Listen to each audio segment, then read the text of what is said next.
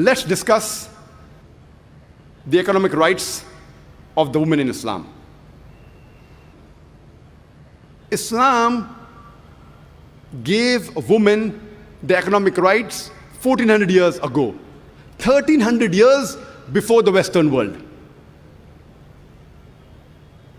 When the Quran was revealed at the advent of the Prophet Muhammad ﷺ, any adult woman, whether married or unmarried, she was allowed to own or disown the property without the permission of anyone else. If we read history, the first time the Westerners gave right for a married woman to own or disown the property without the permission of the husband was in 1870s, under the Special Married Women Property Act.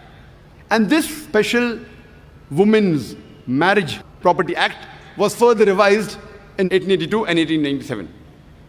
Imagine, Islam gave rights to the woman to own or disown 1300 years before the Western world.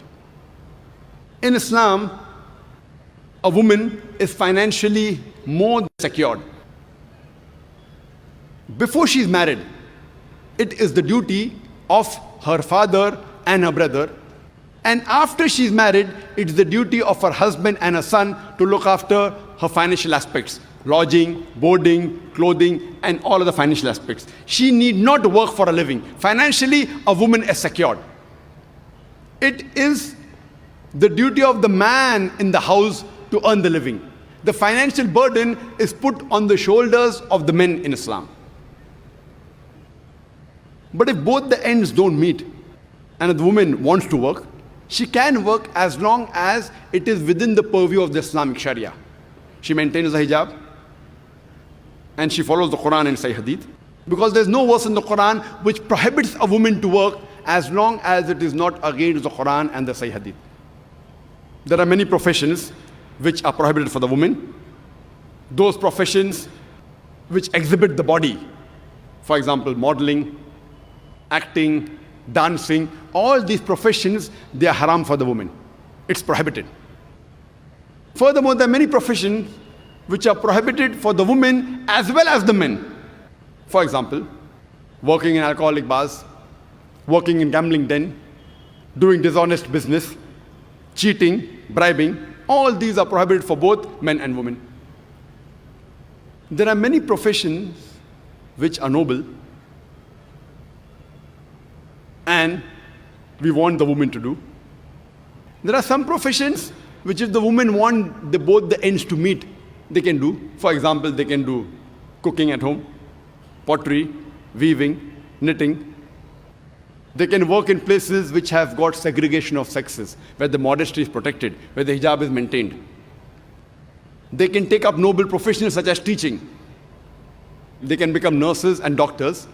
If I want my wife, my mother, my daughter to maintain a hijab but natural, we should make our women folk, some of them as doctors. But if we analyze in Islam, the woman is financially secured. She need not work for a living. It's the duty of the man to look after the financial burden. Before she is married, as I mentioned, it's the duty of the father and the brother. And after she's married, it's the duty of the husband and the son to look after her lodging, boarding, clothing, and all financial aspects. She need not work. But if she works, and if that work is within the purview of the Islamic Sharia, then whatever she earns, she need not spend on the family. She can keep it for herself. That's her right. But if she wants to take part and help in the financial aspects, she can. But no one can force her. In Islam, during marriage, the woman is on the receiving end. The Quran says in Surah Nisa, chapter number 4, verse number 4, وَاتُ النِّسَاءَ صَدُقَاتِهِنَّ نِحْلًا, that give to the woman in marriage a dower as a gift. In Islam, mahr, that is a marital gift, is compulsory for a marriage to solemnize. Without mahr, a marriage cannot solemnize in Islam. In Indian culture, where we live, it is the opposite. It is the woman who gives dowry to the would-be husband. In Islam, it's opposite. It's the man who gives to the would-be wife mahr, a marital gift, a dower. But unfortunately, in the Muslim society, many of us have made it as a joke. You know, in India, we keep mahr as 786 rupees. You can't even buy a pair of shoes with 786 rupees. And for namesake, they keep 2,000 rupees or 19 miskal. You know, saying that the Prophet kept 19 miskal as mahr.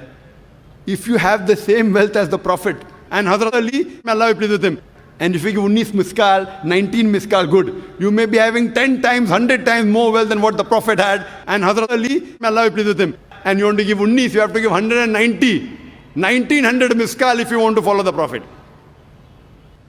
They spend on the weddings lavishly. They may keep the nikah in the mosque for namesake, but a walima on a big ground, spending lakhs of rupees, millions of rupees, and they want to keep a mahr as 786. They want to make a mockery of Islam. The Indian culture, unfortunately, some of the Muslims, they are being influenced by the Indian culture. You know, in Indian culture, it is the woman that gives the dowry to the would-be husband. And you know, depending upon the market, if you want to marry a graduate, you may have to give 5 lakh rupees, 500,000 rupees. If you want to marry an engineer, you have to give 10 lakh rupees, 1 million rupees. If you have to marry a doctor, you may have to give 50 lakh rupees, 5 million rupees. As though herds and cattle are being sold in the marketplaces. In Islam, to demand dowry from the would-be wife is haram. It is prohibited. Demanding directly or indirectly, both prohibited. You can't tell the parents of the would-be bride that my son, he likes to travel in a Mercedes car. Giving an indication, I want a Mercedes car for dowry. You know, my son, he likes to live in a 3-bedroom apartment. Giving an indication that you want a 3-bedroom apartment for dowry. Demanding dowry directly or indirectly is prohibited in Islam.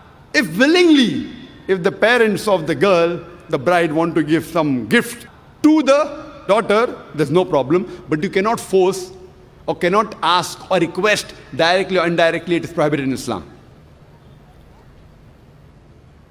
So if you analyze in Islam, the women, they are on the receiving end during marriage. And furthermore, irrespective, the woman may be very rich.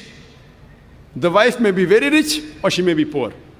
Irrespective whether the husband is rich or poor, it is yet the duty of the husband to look after the food, clothing, lodging, and on financial aspects of the wife.